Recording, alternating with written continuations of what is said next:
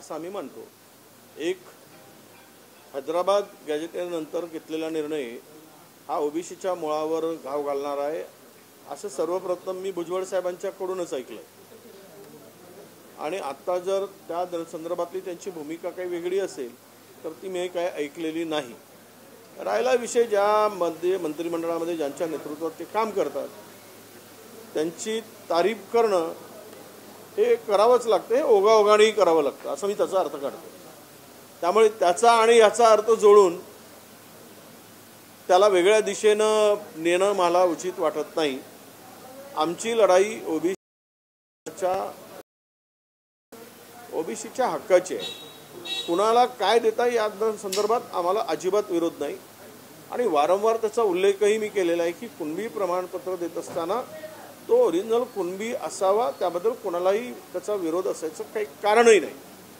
राहिला आहे की जे आरक्षण मिळतं ते सामाजिक, शैक्षणिक आणि आर्थिक या तीनही बाबीवर त्या निकषामध्ये खरं तर सामाजिक आणि शैक्षणिक मागासलेपणा यावरच ह्या आरक्षणाची नीव आहे।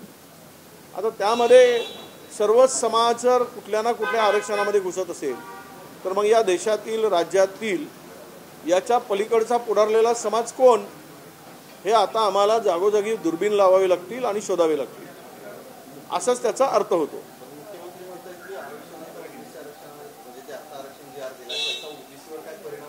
परिणाम होणार नाही। काय प्रशासन आहे तो सामाजिक न्याय विभागाचे लोकांना काय अक्कल बिक्कल आहे की नाही? काल JR काढला, त्या दिवशी 2 तारखेला JR काढला, तो आपला कोणत्या तारखेला काढला तो JR तारीख 2 सप्टेंबरला आणि दुसरा JR लगेच काढला। अरे मूर्खांनो, पहिला तर JR रद्द करा। सामाजिक न्याय विभागाला एवढं अक्कल नाही? तो तसाच आहे जो जिथे पात्र लिहिला होता आणि पात्र काढलेला JR पुन्हा लागू केला। किमान दुसरा JR काढत असताना पहिला JR रद्द करायला पाहिजे। राहिला विषय याच्यावर काय परिणाम होतो की नाही होत, किती नुकसान होणार आहे, मुख्यमंत्र्यांनी सर्व लोकांची बैठक घ्यावी, समजावून सांगावं। महाराष्ट्रामध्ये जर सर्व समाजाला कुणबी प्रमाणपत्र देऊन ओबीसी मध्ये आणलं गेलं तर नुकसान होणार नाही हे मुख्यमंत्री सांगू शकतील का? तर म्हणूनच आम्ही त्यांच्याकडे मागणी केली की सर्वांना बोलवा, सर्व पक्षीय ओबीसी नेत्यांना बोलवा आणि आम्हाला सांगा की कसं कमी होत नाही, कसं नुकसान होत नाही आणि त्यांची एंट्री इतर ओबीसी मध्ये कशी होत नाही आहे हे सगळं समजावून सांगितलं पाहिजे। उदय सामंत असं म्हणाले की ओबीसी नेत्यामध्येच मतभेद आहे, म्हणजे कोण म्हणते JR कामाचा आहे, कोण म्हणते JR कामाचा नाही, रद्द होईल, अशा प्रकारे सरकार हे खरं आहे ना, हे खरं आहे ते उदय सामंत म्हणतात ते, त्याचं काय मराठा समाजातही आहे। नारायण राणे वेगळे म्हणतात, रामदास कदम वेगळे म्हणतात आम्हाला ओबीसी नको म्हणून। आता उदय सामंतची भूमिका काय ती मला माहीत नाही, पण त्यांच्यामध्ये मतभेद आहेतच ना।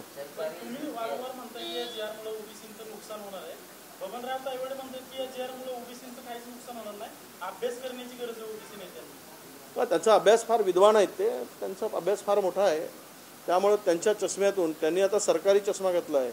एखाद्या गाईला जर तर सगळं ते सुकलेलं गवत हिरवंच दिसतं, कदाचित तो प्रकार असू शकतो, त्यामुळे मी त्यावर अधिक भाष्य करणार नाही। काल 2 ठाकरेंची बैठक झाली, त्यानंतर वेगवेगळ्या चर्चा आहेत। आता असं होतं की काँग्रेसची भूमिका अशी आहे की आघाडी ठाकरे सोडून वेगळी आघाडी म्हणून असं लढायचं, असं काय आहे?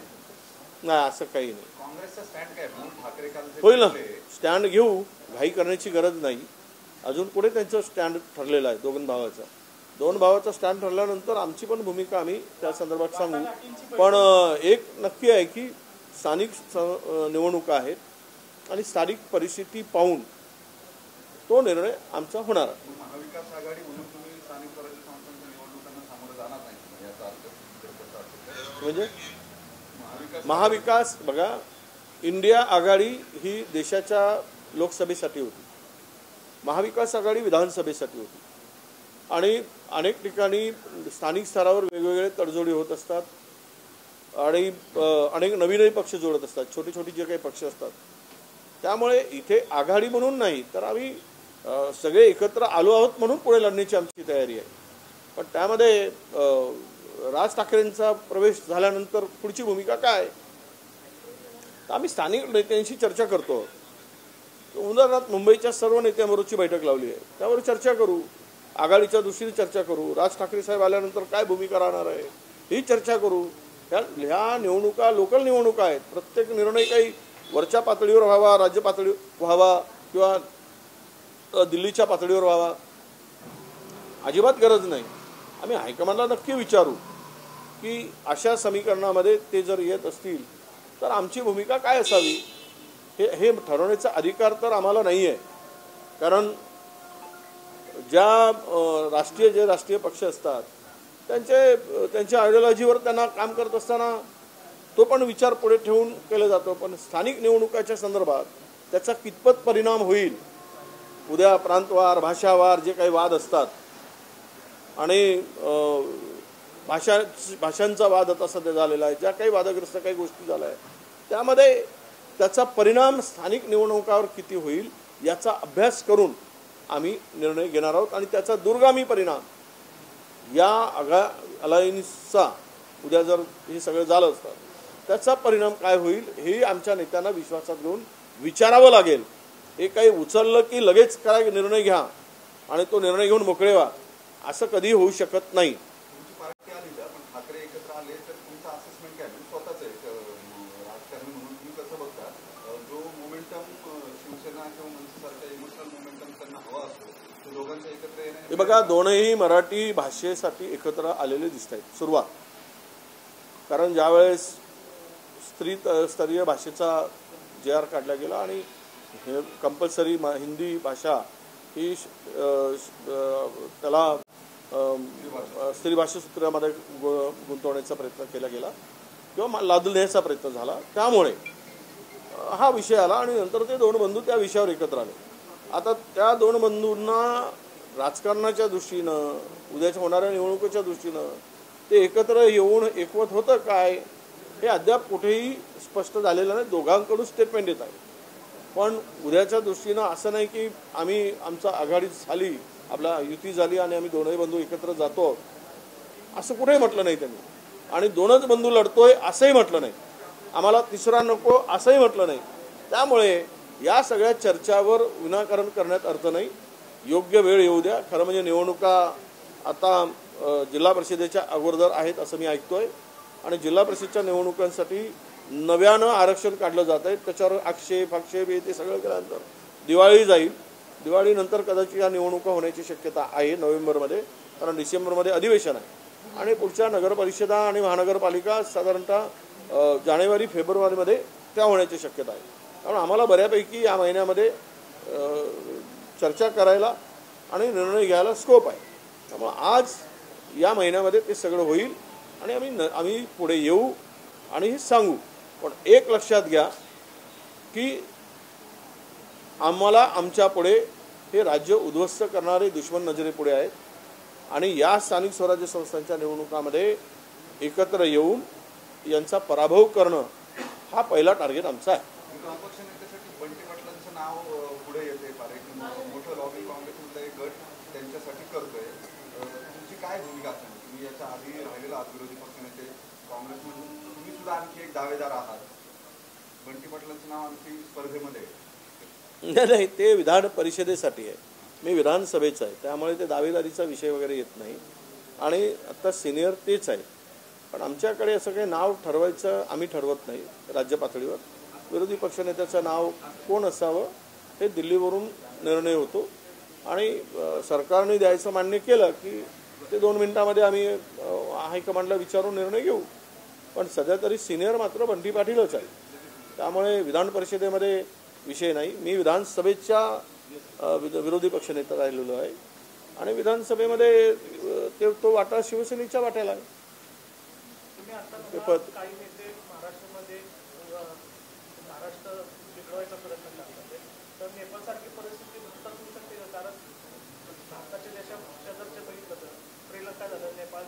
हे बघा, देशामध्ये भ्रष्टाचार प्रचंड पराकोटीचा झालेला आहे. भ्रष्टाचाराला सीमाच राहिला नाही. लुटलं जात आहे, देशही लुटला जातोय आणि राज्यही लुटला जातोय. आणि आपण पाहतोय की राजकारण हे समाजसेवेचं एक कारण होतं किंवा समाजसेवेचा एक मार्ग होता. पण आता केवळ राजकारण हे धंद्याचा मार्ग झालेला आहे. मी जबाबदारीनं सगळ्या मीडियांच्या पुढे बोलतोय आणि ती घाण महाराष्ट्रामध्ये असेल, देशामध्ये प्रचंड वाढली. काही गोष्टीचा अतिरेक होतो त्यावेळेस उद्रेक होतो. आणि त्याची सुरुवातही देशामध्ये सुद्धा तशा प्रकारची होते. 16.5% जर बेरोजगारीचा दर वाढला असेल आणि देशातील प्रगती देशामध्ये जगातील बेरोजगारी जर पहिल्या 4-5 देशामध्ये आपला नंबर लागत असेल तर तरुण अस्वस्थ आहे, तो व्यसनाधीन होत चालला आहे, ड्रग्सच्या आहारी गेलेला आहे, दारू पिण्याच्या सगळं लिकर घेतोय, हाताला काम नाही, जे गँग वाढतायत पुण्यातलं तुमचा क्राईम का वाढतोय. आणि आता आम्ही सगळं काही आढावा घेत होतो त्यावेळेस आमच्या लक्षात आलं, ज्या समितीचा आम्ही सदस्य आम्ही जेलला आता भेट देणार होतो, आम्ही जेलला सुद्धा भेट देणार आहे. अनेक साले तरुणांना तिकडे त्या ठिकाणी बाहेर पडलं की त्यांच्या मिरवणुका निघतात आणि 20च्या 25च्या वयातली तरुण त्यांचा जय जयकार करत बाहेर निघतात क्रिमिनलचा. तर याचा अर्थ हाच आहे की हाताला काम नाही आहे. आणि मग म्हणून सरकार काय करत आहे की शेवट ते ठीक आहे, फूड अप राईटचा आम्ही ते 5 किलो धान्य आणि देत आहे, थोडं ते 10 किलो धान्य मिळते, त्यामुळे पोट तरी भरत चालला आहे, नाही तर तो उदरेक तर फार मोठा झाला असता. प्रश्न आहे की तुम्ही देशामध्ये मूलभूत विषय सोडवण्याच्या पेक्षा धर्माधर्मामध्ये हिंदू मुस्लिम, मंदिर मस्जिद, हिंदू वर्सेस इतर, OBC versus Maratha versus Dhangar, हे जे काही सगळं जे धिंगाणा घालून ठेवलेला आहे आपसात लढवण्याचा आणि मूलभूत प्रश्नाला बगल देण्याचा. शेतकरी आत्महत्या करतोय, महाराष्ट्र हा शेतकऱ्यांचा आत्महत्यांचा हब झालेला आहे. पण इथे कोण बघतं, या विषयाकडे कोणाला लक्ष आहे. शेती उद्ध्वस्त झाली, त्याला मदतीची कुठेच सरकारची तयारी दिसत नाही. त्याच्या पलीकडे जाऊन शेतकरी कर्जमुक्तीच्या प्रतिषेधात ते मिळत नाही. आणि या सगळ्यामध्ये राज्यापुढील जे महत्त्वाचे प्रश्न आहेत ते प्रश्न बाजूला सारून तरुणांचं मन भटकवण्यासाठी हे सगळे धंदे केलेले जात आहेत आणि त्याला धार्मिक उन्मादामध्ये फिरवलं जात आहे, त्याच्या डोक्यात घातलं जात आहे. यामुळं तुम्ही जे म्हणताय उद्या या देशातील लोकशाही वाचवण्यासाठी, तर नेपाळमध्ये काय झालं ते कम्युनिस्ट आहे, पण आपला विश्वास संविधानावर आहे, आपला विश्वास डेमोक्रेसीवर आहे. पण त्याला बाधा करण्याचं कोणी काम करत असेल, अतिरेकाला शेवटचा मार्ग काय असतो, सगळे रस्ते बंद होतात त्यावेळेस तरुण कायदा हातात घेतो. ती पाळी देशातील आणि राज्यातील सरकारने आणू नये अशीच आमची त्यांच्याकडनं अपेक्षा आहे. Yes, thank you. Sir, Hyderabad last म्हणजे जे नाव आहे ते बंजारा समाजाचं एससी मध्ये नाव आहे, असं त्यांची मागणी आहे की आता आम्हाला मग एससी द्या. जर तुम्ही बघा, नाव नाहीच आहे. प्रश्न इश्यू झाले असे हैदराबाद गॅजेटियरमध्ये नाव नाहीच आहे, नावाचा उल्लेखच नाही, फक्त धर्म जातीचा कॅटेगरीचा उल्लेख आहे. त्याने हे ठरवलं आहे की 9 लाख मराठवाड्यामध्ये ओबीसी आहेत, 22 लाख मराठा आहे, बंजारा हे इतका याच्यात आहे, इतकी ते संख्या दाखवली. तिथे सरनेम नाही, नाव नाही, पर्टिक्युलर कोणाचा उल्लेख नाही. त्यामुळं हे खरं आहे की बंजारा समाजाला एसटी मध्ये दाखवलेला आहे गॅजेटियरमध्ये, हे तेवढं आहे की. आणि ते तेलंगणामध्ये शेड्यूल टाईपमध्ये लागलं.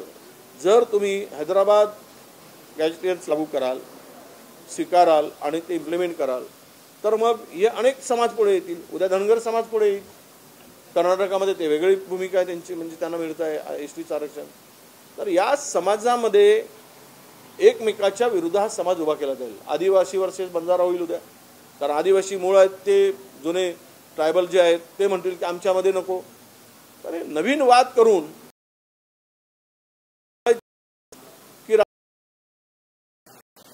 आणि त्यांच्यावर सत्ताधाऱ्यावर खुर्चीवर बसून जे काम करतायत राज्याच्या, त्यांच्याकडे ते अधिकार आहेत.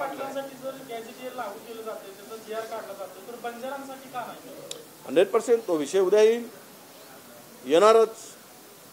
एकाला दिलं की तोच नियम दुसऱ्याला होईल.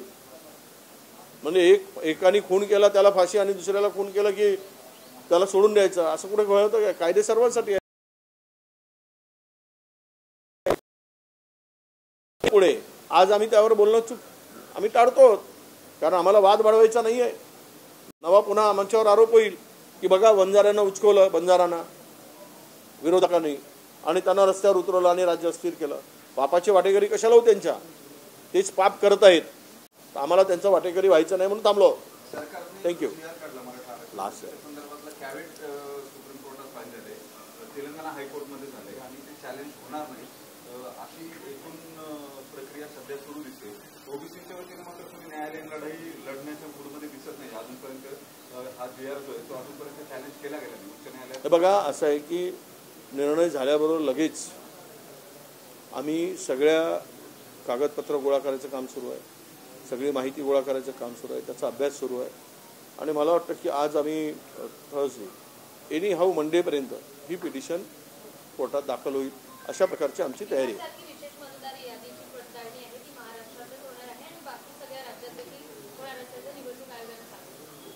करू देत ना, असं आहे सोयीचे नावं ठेवा आणि ज्यांना सोयीचं नाही ते काढा, हे धोरणच आहे. ते रडीचा डाव असतो ना, ज्यांना जिंकता येत नाही ते रडून जिंकतात, लहान पोरासारखं, की एखाद्याला काही मिळालं नाही की तो रडत बसतो. तर रडण्याचा हा रडीचा डाव आहे. हे सगळं करणं म्हणजे या देशामध्ये मतदार ठरवण्याचा अधिकार, त्याचे निकष हे ठरलेले आहेत आणि ते करायचं असताना निवडणुकीच्याच तोंडावर 60 दिवस 70 दिवस निवडणूक असताना आणि काढायचं, नावं काढायचे, जिथे सोयीचं आहे तिथे घालायचे आणि जिथे गैरसोयीचं आहे तिथे काढायचे. हे बेईमानी आहे आणि ही बेईमानी भाजपच्या रक्तात आहे. त्यामुळे बेईमानी करून निवडणुका जिंकणं सोपं आहे हे त्यांना माहिती आहे. त्यामुळे ते उद्योग कसे धंदे करत असतात. थँक्यू.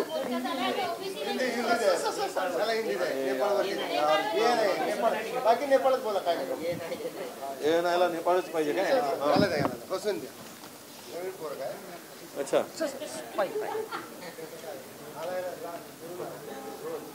ठीक.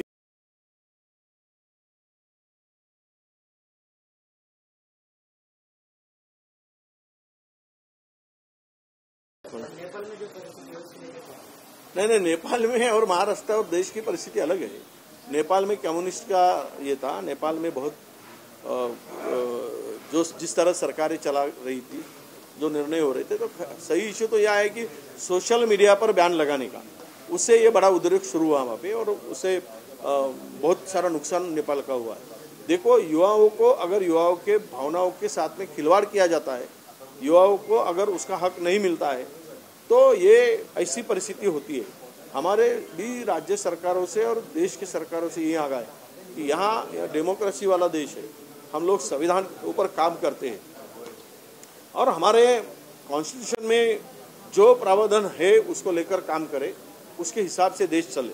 अगर इसका बारे में कोई गलत रास्ते पर लेके जाना चाहता है, अभी 16.5% अगर बेरोजगारी का दर बढ़ा हुआ है, तो इसका मतलब यही है कि यहाँ बेरोजगार बहुत बड़े पैमाने में, और इससे उनका उद्रेक होना नहीं चाहिए.